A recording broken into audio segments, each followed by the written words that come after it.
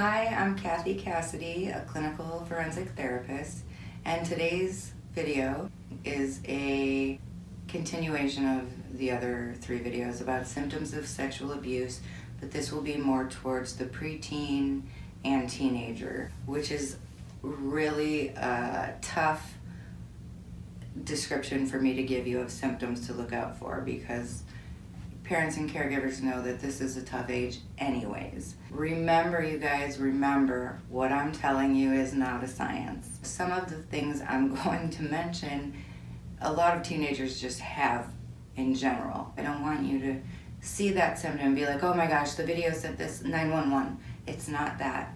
There's never a 911 unless your child, you know your child was raped. Then you're gonna, who cares what anything says, you're gonna go. Or if you feel like that or they report it, you're gonna go straight to the emergency room. With teenagers, because they're a little complicated, and preteens because of their hormones, what these symptoms you're going to possibly see, and you're gonna look out for isolation, which we all know teenagers like to be in their bedroom, but it's going to be a little darker. Their mood has been different. In teenagers, it will usually come out more crabby, and this is tough because teenagers are crabby and they're moody and all of these things. Your job as a parent is always to know your child.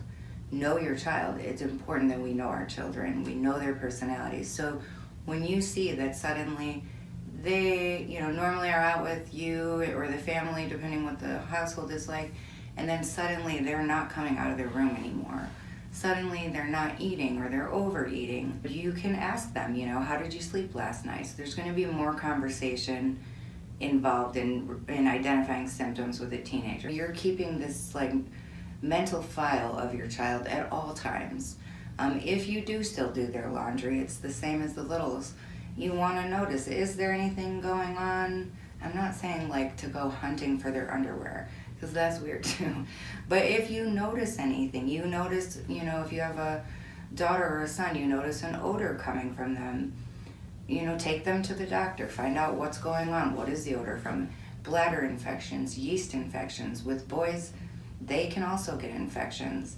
If you see them scratching their private areas, their genitalia, their bottoms, take them to the pediatrician. You don't need to be the investigator, because that could be traumatizing as well. So this is just such a fine line, especially in this age group. You don't want to instill fear, but you also want to keep this open communication and letting your kids know. Your kids specifically are avoiding a family member, neighbor, anyone. As I will say in every video, nobody is exempt from sexually abusing your child. If you notice that your son doesn't want to hug grandpa or grandma, or doesn't want to go to that babysitter anymore, or doesn't want to go to his friend's house anymore, suddenly, pay attention to that. It might not be sexual abuse, but it might be. And women abuse just as much as men abuse. It's just not talked about as much.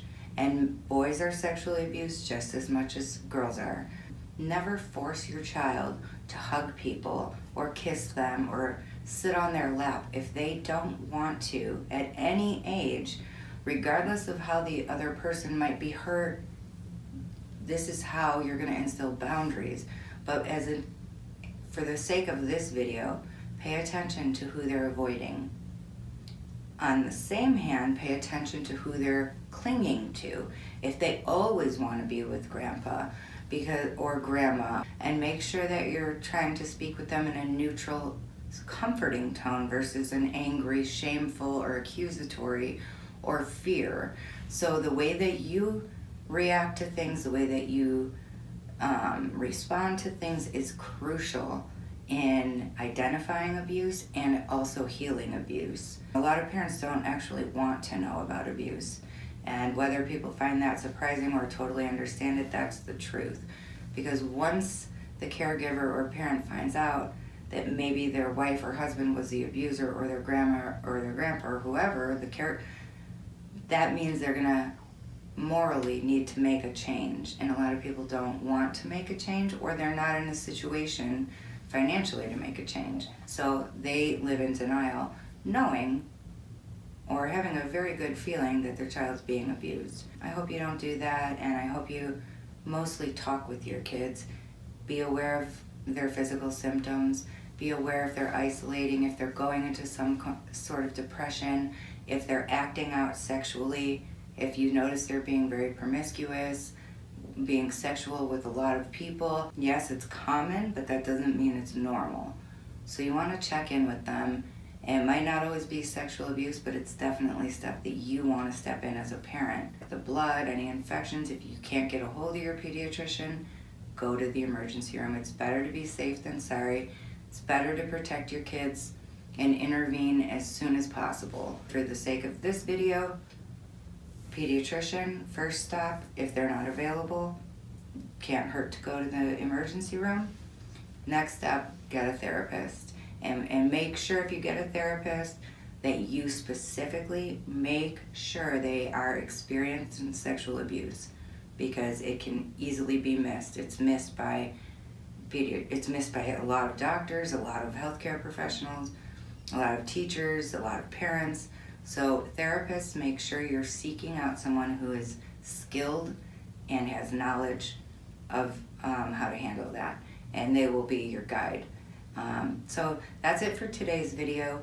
Feel free, it's impossible for me to cover everything, and there's not always black and white, and I hope you guys understand that. Leave your questions and comments respectfully below. I'll do my best to answer whatever I can for you, and that's it. So I'll see you at the next video. Thanks.